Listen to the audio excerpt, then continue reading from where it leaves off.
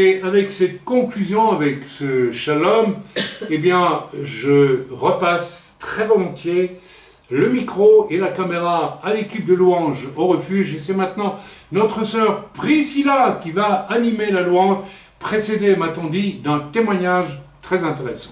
Bonsoir à tous, frères et sœurs. Nous adorons Adonai. Nous adorons El Shaddai. Nous élevons ton grand nom. Nous te louons, Seigneur. D'un même cœur pour le Seigneur, le Créateur du vrai bonheur. Tu es glorieux, mon roi. Tu fais de moi ton serviteur. Père, je veux que ta joie demeure, car c'est en toi que je veux être éternellement. Nous adorons Adonai. Nous adorons El Shaddai. Nous élevons ton grand nom.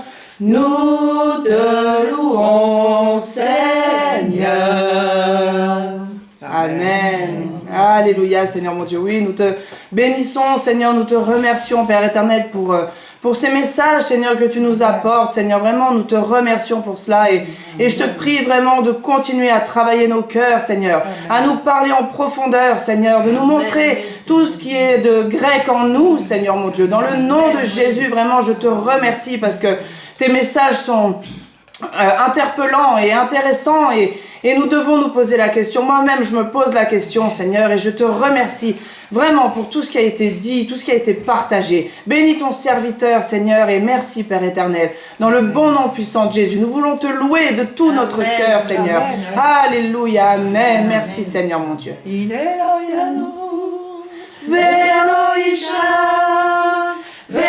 Ishan Shomer Israël. In Eloyanu, Velo Ishan, Shomer Israël. In Eloyanu, Velo Ishan, Shomer Israël. In Eloyanu, Velo Ishan, Shomer Israël. Il ne sommeille point, ne dort jamais, celui qui veille sur Israël. Il ne sommeille point, ne dort jamais, celui qui veille sur Israël. Il ne sommeille point, ne dort jamais, celui qui veille sur Israël. Il ne sommeille point, ne dort jamais, celui qui veille sur Israël. Oh, merci Seigneur, tu veilles sur Amen, frères et sœurs, on va peut-être demander à notre sœur Milena de donner son témoignage, mais il n'y a pas de caméra pour toi, mais ça fait rien, on t'écoute. Oui, ce matin, en priant pour les messages, j'ai reçu Matthieu 23, verset 12 qui dit « Quiconque s'élèvera sera abaissé, et quiconque s'abaissera sera élevé. » Sera élevé. Oui. Pas sera élevé, enfin bref, c'est pas grave, sera élevé. Oui, merci Seigneur, alléluia. Bon, écoutez, voilà, c'est une introduction pour le message. Pas quiconque s'abaisse sera élevé, quiconque s'élève sera abaissé. C'est exactement une parole, merci Milena, qui va à fond avec le message qui vient maintenant. Et je vais, avec la permission de Priscilla, je vais aller dans le message parce que je crois que tout le monde commence un peu à fatiguer. Et puis, on veut rester jusqu'au bout pour ce message qui n'est pas très long. Voilà, donc ça va vraiment bien. Merci Milena pour que tu as reçu. Et que Dieu soit loué, que Dieu soit béni. Parce que c'est exactement ça, puisque le troisième message, c'est, n'est-ce pas, la lecture de l'épître de Jude. Mais on a le sommet du sommet de l'expression de la mentalité grecque contre la mentalité juive. Donc voilà, merci pour ce petit moment de louange, mais qui nous a fait du bien. Merci beaucoup. Et je ressens, sauf si vous pouvez le dire franchement, si vous croyez, n'est-ce pas, ou si Priscilla pense que c'est une erreur que de ne pas encore louer pendant une demi-heure, mais je ne crois pas. Je pense qu'il y a une sagesse de Dieu, donc on a voulu s'arrêter pour louer un peu l'Éternel, mais beaucoup du cœur en tout cas. Donc voilà, nous allons donc aller dans le troisième message qui, dans la série Gréco-Juif, et ici, Milena nous a donné une parole qu'elle a reçue en priant ce matin, donc je vais la lire, puisque je ne suis pas sûr que ça a été enregistré dans la foulée de la louange, ça a été enregistré, mais enfin je vais la répéter parce que, voilà, elle a dit, j'ai reçu pour le message qui vient, celui-ci, cette parole de Dieu qui dit, celui qui voudra s'élever sera abaissé, et celui qui sera abaissé, je l'élèverai. C'est ça, hein, c'est ça donc qui a été reçu.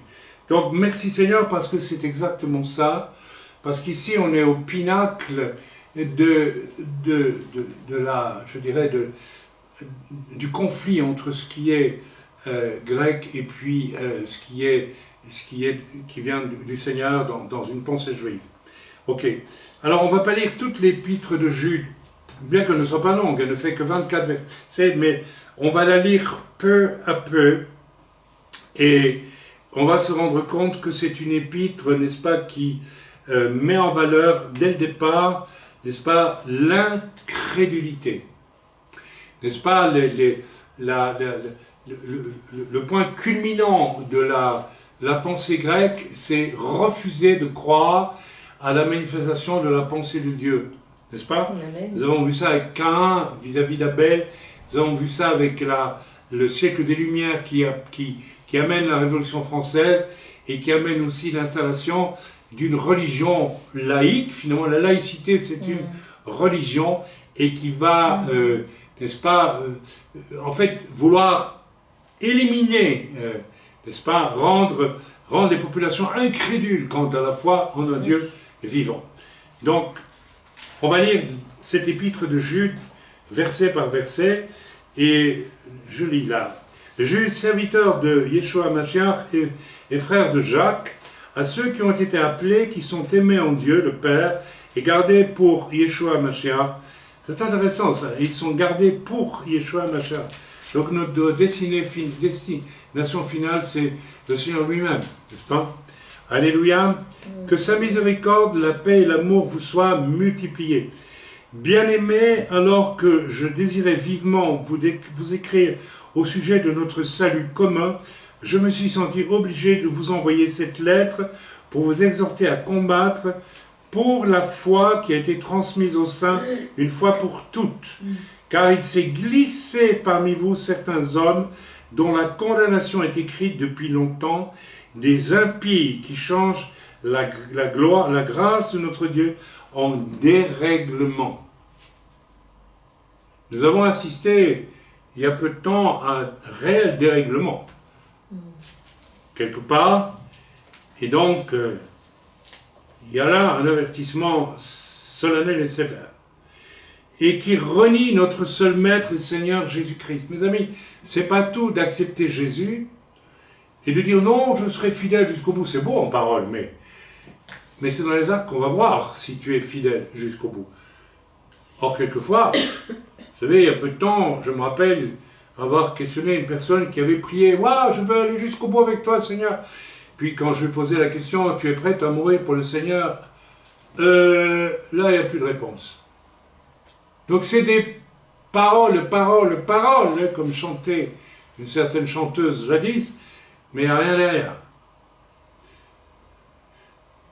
je veux vous rappeler, à vous qui savez fort bien toutes ces choses, que le Seigneur, après avoir sauvé le peuple et l'avoir tiré du pays d'Égypte, fit ensuite périr les incrédules.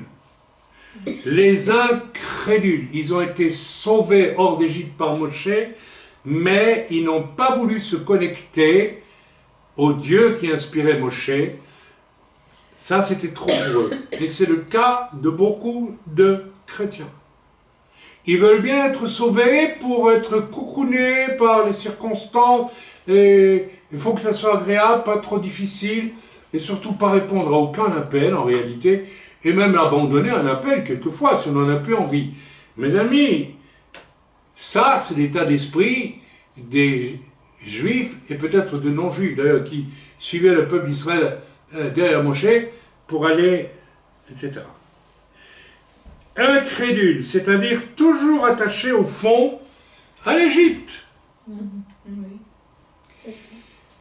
Et Jude nous met en garde que des hommes qui sont toujours attachés au fond à l'Égypte, et même à eux-mêmes en réalité, risquent de s'introduire dans l'Église et ils risquent d'y amener des vraies catastrophes. C'est pas moi qui le dis, c'est Jude.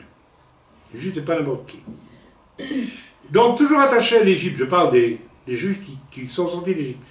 Le monde passé, la nourriture facile, les fausses sécurités qui amènent la paresse, le fatalisme face à l'esclavage. Oh, c'est pas si mal d'être esclavage. Ça coûte quand même cher de suivre Moïse dans le désert. Parce que le désert, là, c'est quoi? C'est le symbole de la destruction. Comme j'en ai parlé dans le message précédent, à la Pentecôte, l'Esprit de Dieu est descendu, le feu est descendu, il a incendié tout ce qui était de grec en vous, si vous avez vraiment reçu un puissant baptême de l'Esprit. Et donc, les Hébreux qui rentrent dans le désert, ils rentrent dans un lieu incendié, vidé de tout, de toute l'Égypte, de tout ce qu'il y a de grec en nous. Et le désert, c'est aussi le lieu d'une révélation de quelque chose qui vient de l'Éternel. Mais seulement pour rentrer dans le désert qui est le lieu d'une révélation de l'Éternel, pour moi, ma vie, je vais parler de l'onction la semaine prochaine, vous allez voir, tout ça se tient. Il faut accepter le désert qui grille tout. D'abord. Vous savez, ça s'appelle mourir à soi-même, ça s'appelle si le grain de blé ne meurt, il ne peut porter de fruits, etc., etc. Il y a un nombre de passages bibliques qui en parlent. Voilà. Aller quelque part dans un espace nu et ouvert, donc le désert. Rien de, comme on dit, coucounant. Rien d'agréable. Hein. En Égypte, il était esclave, mais enfin, il y avait quand même de la nourriture, et puis il y avait une sécurité. Il y avait des gendarmes égyptiens qui veillaient sur eux pour qu'ils travaillent bien. Et il y avait une sécurité, peut-être une espèce de sécurité sociale. C'est pas, lui, si tu es vraiment trop malade, on va te donner des lentilles, comme ça tu vas récupérer. On s'occupait d'eux. Ils étaient esclaves, mais on s'occupait d'eux. Et le païen, qui doit quitter, n'est-ce pas, l'esprit du monde, il doit aussi abandonner toutes sortes de choses qui l'arrangeaient bien. Amen. Ah, oui, Amen, bien sûr. Amen, amen. Même le péché, ça arrange bien quelquefois. Alors, ma foi, pourquoi pas rester dedans? Rien de coucounant et d'agréable ni de facile, n'est-ce pas, par rapport à ce choix. Et voilà, c'est désir, mais quelque chose qui doit nous mener dans un lieu d'exaltation de l'esprit. Cela, c'est notre choix permanent. Amen. Du jour du salut, si du moins nous avons vécu un vrai salut, à la fin de notre existence. N'est-ce pas? Tout un peuple a marché, n'est-ce pas, dans le désert derrière Moïse.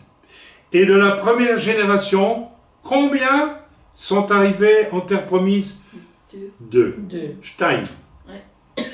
Josué, Caleb. Tous les autres sont morts. Waouh! 2 sur... certains parlent de 800 000, parlent d'1 million. Ouais. Non, c'est pas beaucoup. Il y a une leçon là. La leçon c'est, je peux venir au salut, oui, mais revenir en arrière dès que c'est un peu difficile ou que j'ai pas envie de payer le prix, Le désert, c'est bien joli, mais juste pour faire du tourisme, en 4x4, quoi. Mais pas plus, quoi. Et il y a des gens qui font une espèce de tourisme en 4x4 dans l'église et ils croient que, voilà. Oh mais non, mais pas marcher dans le désert. Peut-être rien qu'avec des sandales, ça devient un peu trop dur, non merci. N'est-ce pas? Et revenir en arrière en laissant la chair et ses désirs, l'âme et ses compromis reprendre leurs droits anciens avec, en plus, l'orgueil du monde et l'orgueil tout court. On continue? Amen. On continue. Verset 8. Allons, verset 8. Continuons la lecture. Donc des incrédules qu'il a réservés pour le jugement. Voilà, c'est dit, c'est annoncé. Hein. Tu marches, tu fais 3 pas en avant, puis tu en fais 4 en arrière. Bah, Dieu va te faire périr, spirituellement, moralement. Et un jour, tu mourras aussi physiquement. Et là, je ne sais pas où tu iras. Donc les incrédules qu'il a réservés pour le jugement du grand jour, enchaînés éternellement par les ténèbres, oh là là, les anges qui n'ont pas gardé leur dignité, mais qui ont abandonné leur propre demeure, ben eux aussi ils avaient une mission, servir le Dieu vivant. Mais ils ont dit non, on va faire autre chose. On va quitter notre... là où le Seigneur m'a envoyé. Ben, le Seigneur m'a fait pour le louer et pour intervenir selon ses ordres. Non, je vais faire autre chose. Ils avaient envie de vivre autre chose. Alors ils ont dit bien, ben Satan, non, Lucifer, on va aller avec toi. Tu nous proposes autre chose. Et tu nous dis que ça va être plus rigolo. Bon, on va y aller. C'est une tragédie, mes amis. Ça a coûté cher à ces anges déchus. Et si un homme ou une femme fonctionne comme ça peut lui coûter très cher. Ça révèle en tout cas une tendance extrêmement dangereuse. Voilà. Donc, ils ont abandonné leur dignité, abandonné leur propre demeure, que Sodome et Gomorrhe et les villes voisines qui se livrèrent comme eux à la débauche et à des vices comme contre nature sont donnés en exemple, subissant la peine d'un feu éternel. Malgré cela, ces hommes, aussi entraînés par leurs rêveries. Les rêveries.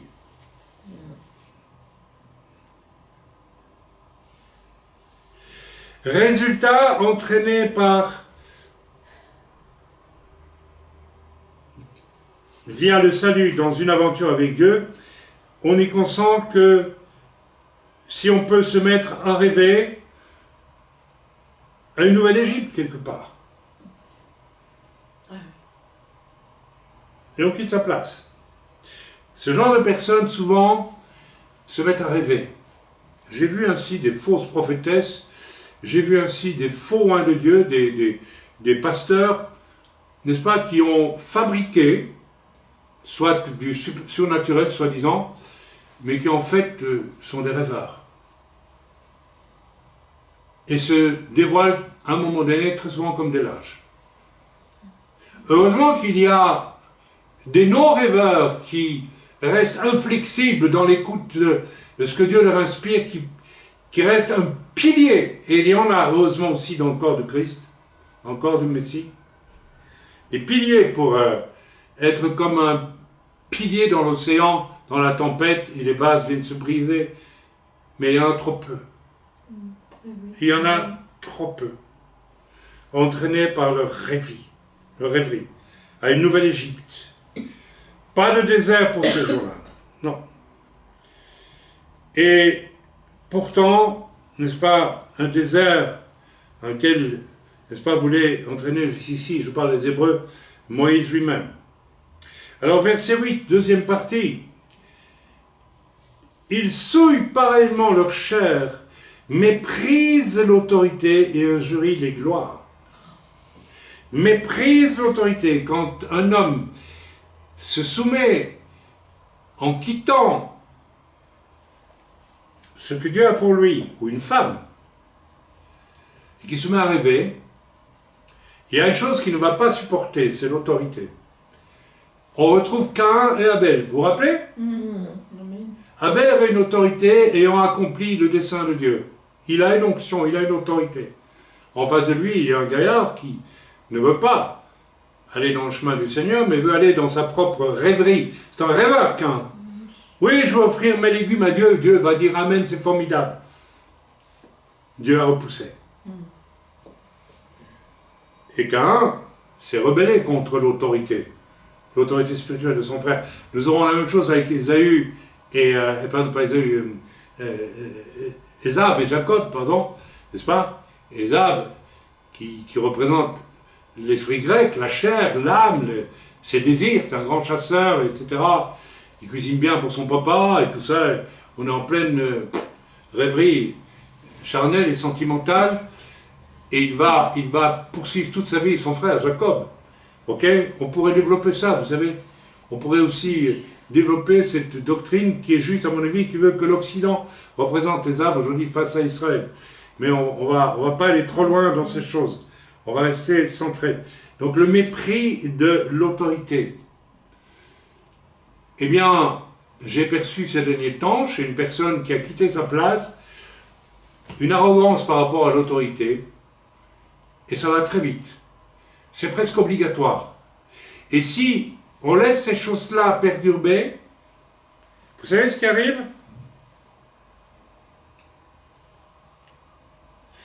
Cet état va mener à ce que l'on finira par trouver insupportable Moïse et on voudra un cœur au cœur d'une aventure spirituelle inédite, sainte et sacrée, fabriquer son petit salon d'idole personnelle, et ce sera le veau d'or, et ce sera Dathan, ça sera, n'est-ce pas, même la sœur de Moïse, ça sera le peuple qui va même dégommer l'autorité de Moïse pendant qu'il est sur le Sinaï, pour nommer son frère de force, pour en faire le nouveau chef spirituel d'Israël.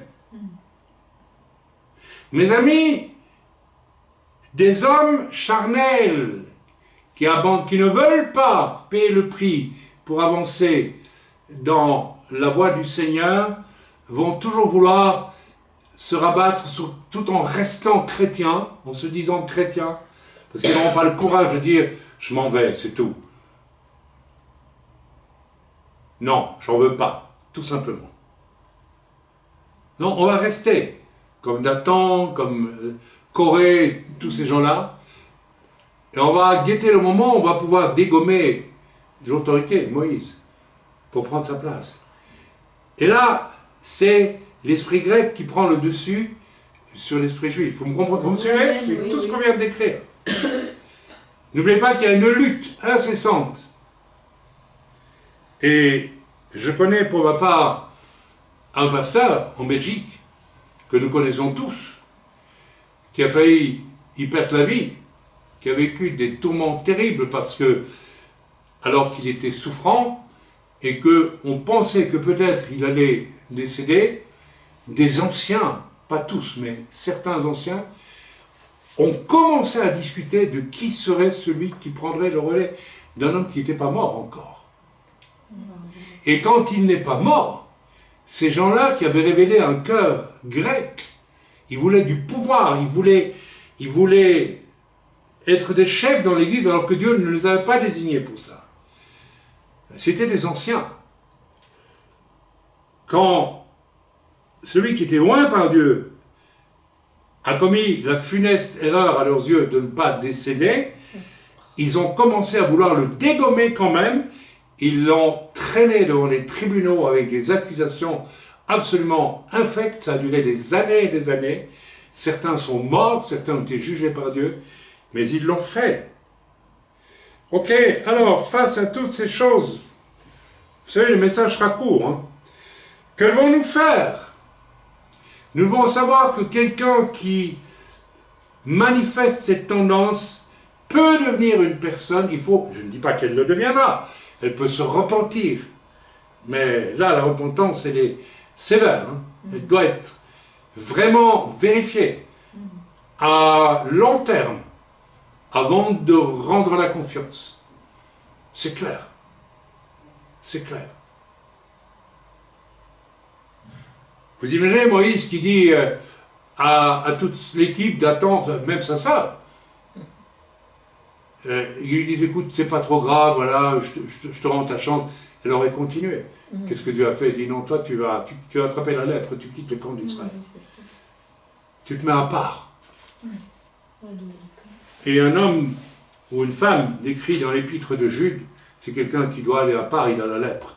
Il est impur. Ou elle est impure. Donc, qu'est-ce que l'Église doit faire? Elle doit rester en éveil. Et ne pas simplement dire, oui, bon, ben on va voir. Non, non, non. Il faut anticiper, savoir qu'une telle personne peut amener de véritables catastrophes.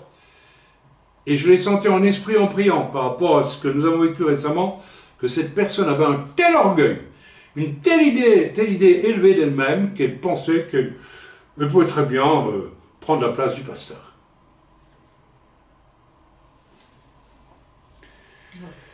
Continuons à lire. Si nous ne veillons pas, allons vers le verset 11, s'il vous plaît. On arrive vite à la fin.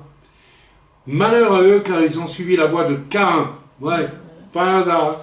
Ils se sont jetés pour un salaire dans l'égarement de Balaam. Ils se sont perdus par la révolte de Corée.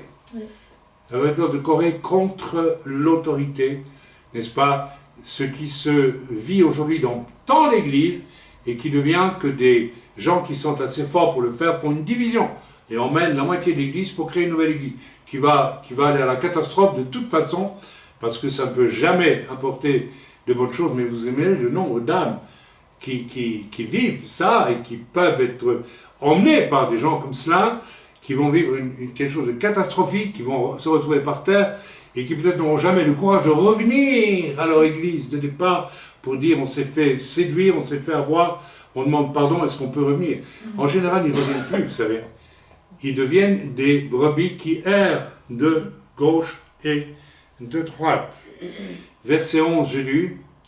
Alors, la déclaration, pour nous mettre bien en garde contre des hommes ou des femmes qui tombent dans ce travers ultra grec, dirais-je, ce sont des écueils dans vos agapes, faisant impudemment bonne chère. Ils se repaissent pas seulement de bonne chair physique, mais de vous. Ils sont parmi vous et ils sont comme des sangsues. Et en fait, ils ne donnent rien. Vous avez jamais rencontré ce genre de personnes qui se masquent derrière une espèce de... On dit rien, on fait rien, mais on est là. Et on en a parmi nous. Eh bien, l'Écriture dit que vous êtes des écueils dans nos agapes. Vous nous frustrez, vous nous mettez mal à l'aise. Et on est obligé de ne plus vous regarder même. Et l'Écriture va confirmer ce que je suis en train de dire. Faisant impudemment bonne chère, se repaissant eux-mêmes, ce sont des nuées sans eau, poussées par des vents, des arbres d'automne sans fruits, 2 fois morts, déracinés, des vagues furieuses de la mer, rejetant légumes de leurs impuretés, des astres errants auxquels l'obscurité des ténèbres est réservée pour l'éternité. Wow. C'est aussi pour eux qu'Enoch, le 7e depuis Adam, a prophétisé en ces termes: voici le Seigneur est venu avec ses saintes myriades pour exercer un jugement contre tous et pour faire rendre compte à tous les impies parmi eux de tous les actes d'impiété qu'ils ont commis et de toutes les paroles injurieuses qu'on proférait contre lui, des pécheurs impies. Ce sont des gens qui murmurent. Il y en a qui ne murmurent même pas. Ils murmurent tout bas. Qui se plaignent de leur sort. Qui marchent selon leur convoitise. Et ça peut englober beaucoup de choses. Je me rappelle des confessions d'un frère parmi nous qui, plusieurs fois, nous a dit: je me rends compte que l'intérêt que je porte à mon travail est une convoitise parce que ça passe après Dieu. C'est une convoitise. Mais certains sont tellement habitués qu'ils ne s'en rendent même plus compte. Ils ont à la bouche des paroles hautaines. Hautains, ils sont hautains. Pour les atteindre, il faut demander un rendez-vous. Et encore, il faut qu'ils aient le temps de bien vouloir vous donner le rendez-vous. Ils sont d'un orgueil. En fait, ils se moquent de vous, au fond. Ils sont tellement grecs et ils veulent le rester. et ils admirent les personnes par motif d'intérêt. Mais vous, bien-aimés, souvenez-vous des choses annoncées d'avance par les apôtres de notre Seigneur Yeshua Mashiach. Il vous disait que dans les derniers temps, il y aurait des moqueurs. Oui, oui. Vous savez, quelquefois, derrière des sourires, l'Esprit de Dieu me dit, cette personne se moque. Son sourire est une fausseté. Il y a des gens comme ça. Et ils ne savent pas qu'on se rend compte. Je n'ai pas besoin de les dénoncer. Continuez comme ça. Vous allez voir ce qui finira par arriver. Il y aurait des moqueurs marchant selon leur convoitise impie. Ce sont eux qui provoquent des divisions. Vous savez, il n'y a pas besoin non plus de faire une division pour créer une division. Si tu n'es pas uni au corps, tu es séparé du corps, tu crées une division entre toi et le corps. Et c'est le cas de certains. Hommes sensuels n'ayant pas l'esprit. Voilà, n'ayant pas l'esprit de Dieu pour conduire leur vie, mais l'esprit grec pour organiser, au fond, leur confort, leur tranquillité. Pour vous, bien-aimés, vous édifiant vous-même sur votre très sainte foi et priant par le Saint-Esprit, maintenez-vous dans l'amour de Dieu. Amen. En attendant la miséricorde de notre Seigneur Jésus-Christ pour la vie éternelle. C'est clair. Reprenez les uns ceux qui contestent. Reprenez-les. Et là, moi, j'ai repris quelqu'un. On va voir si ça va porter du fruit. Sauvez-en d'autres en les arrachant du feu. L'incrédulité, l'indifférence, la pauvreté spirituelle manifestée par certains chrétiens qui sont contents comme ça, mais il faut les sauver du feu. Mais de quel feu? Le feu du Saint-Esprit? Mais non, le feu de l'enfer. Point barre, c'est tout. J'ai beaucoup prêché là-dessus. Tu as reçu des talents, t'en fais quoi pour le Seigneur? Rien du tout. Ok. Haïssant ensuite, et pour d'autres encore, ayez une pitié mêlée de crainte. Non pas une crainte de la personne, mais de crainte. Haïssant jusqu'à la tunique souillée par la chair. Donc notre disposition vis-à-vis des personnes concernées par l'épître de Jude, nous devons haïr jusqu'au contact de leur tunique, souillée par la chair. Eh oui, croyez que c'est pour rien que lorsqu'une femme qui était atteinte d'une perte de sang a touché le vêtement de Jésus, elle a été guérie, parce que vous transportez une onction, mes amis. Si ce n'est pas l'onction du Seigneur, si vous croyez que c'est étonnant si les gens prenaient les mouchoirs de Paul pour être guéris, qu'il y avait une onction, mais si vous êtes ce personnage décrit par l'épître de Jude, c'est pas du tout une onction qui vient de Dieu, c'est une grosse souillure venue de la chair, de votre âme, de votre orgueil. Et la Bible dit, tenez-vous, ne touchez même pas. C'est sévère quand même.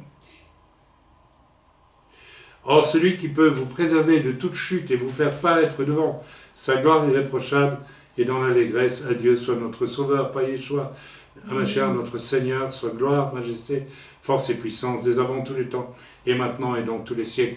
Voilà, je ne vais pas aller plus loin, j'ai tout dit. Mais frères et sœurs, je m'adresse ici au corps à tous ceux qui sont sincèrement des disciples de Yeshua. Vous devez observer, faire attention, quand quelqu'un se présente, homme ou femme, avec des dispositions décrites dans Jude, avec des nuances bien sûr, c'est pas pour ça que cette personne nécessairement commet de l'impureté sexuelle, mais vous avez compris qu'il s'agit de choses bien autres. Amen. Donc, je voudrais aussi quand même terminer en vous disant que l'épître de Jude est peut-être une des plus radicales de toute l'écriture concernant le fait d'être consacré réellement à Dieu et de payer le prix pour cela. Un prix, au fond, on paye aucun prix et on reçoit des récompenses à n'en pas finir. Je sais pas, c'est le Seigneur des Langues, c'est Dieu. On va être confronté à l'esprit grec, aux faux chrétiens et même à la haine et tout ce que vous voulez. Mais la lumière de Dieu continue à briller et le jour d'après, paf, vous recevez quelque chose du Seigneur à quoi vous n'aviez même pas pensé. Donc la lumière de Christ est bien plus forte en nous que tous les ténèbres qui veulent nous assaillir. Mais si vous rencontrez une personne qui renie la lumière et qui veut retourner et qui démontre un caractère rêveur, prêt à abandonner sa place pour faire autre chose, que sais-je d'autre, ou bien qui n'est pas fidèle, vous avez des gens qui s'engagent dans des choses qu'ils peuvent faire, et puis au bout d'un certain temps, on est soulagé qu'ils ne le fassent plus, parce qu'ils le font tellement, pardonnez-moi, à la petite semaine, comme si c'était il fallait presque qu'on se mette à genoux devant Dieu pour leur dire merci. C'est la même chose, vous savez. Qu'est-ce qui est à la base de tout ça? Un terrible orgueil. Terrible orgueil. Alors, voilà, j'avais à donner ce message. C'est une espèce de message qui parle de l'ultime conflit ultra-violent où l'esprit de la Grèce, de l'Égypte, peut vouloir atteindre ce qui est saint pour le détruire, ou en tout cas l'abîmer. Et donc, nous devons tenir à l'écart ceux qui pratiquent ça pour les observer, pour voir si vraiment ils vont renoncer à cette démarche. Autrement, ils amèneront la destruction dans l'Église. Ceci est un message pour le corps de Christ, et je vous invite, vous savez combien j'ai entendu de drames dans les églises, avec des divisions et des jugements de Dieu terribles où des gens sont morts. Mais c'est étonnant de voir aussi l'entêtement quand les gens tombent dans cette ornière terrible. On dirait qu'ils s'y enlisent toujours plus. Mais Dieu va les juger un jour. Voilà, et ils sont parmi nous, avec nous. Terrible, n'est-ce pas? Que Dieu bénisse ce message parce qu'il est important. Et je rappelle, c'est le dernier message ultra radical de l'opposition grecque et juif. Je parle de pensée, d'état d'esprit, juste avant un livre qu'on appelle comment? L'Apocalypse. Et l'Apocalypse veut dire révélation. Donc, la révélation de Dieu concernant ce qu'il va faire à la terre pour faire jaillir finalement le règne messianique de Yeshua tout à la fin, mais aussi révélation de chacune de nos vies. Donc, que cela te plaise ou non, ce que tu es vraiment sera révélé, te sera révélé, mais ça t'est déjà peut-être révélé aujourd'hui, et ça veut dire que Dieu patiente encore avec toi. Repends-toi. Réfléchis à ce message. Mais, si tu t'installes dans cette erreur, qui est pire qu'une erreur, Dieu va te révéler à toi-même, mais cette fois dans un jugement. Je l'ai toujours dit, c'est dangereux de fréquenter Jésus, c'est dangereux de fréquenter Dieu. Ce n'est pas la foire du trône, vous savez. C'est autre chose. C'est Dieu sur son trône. Ne provoquez pas. Soyez humble. Très humble. Que Dieu bénisse ce message et puisse amener une vraie prise de conscience en ces temps. Soyez bénis, donc rendez-vous Shabbat prochain pour le message sur l'onction. Ça va être un seul message, je crois, un seul, mais il sera passionnant, je vous le promets. Soyez bénis. Amen.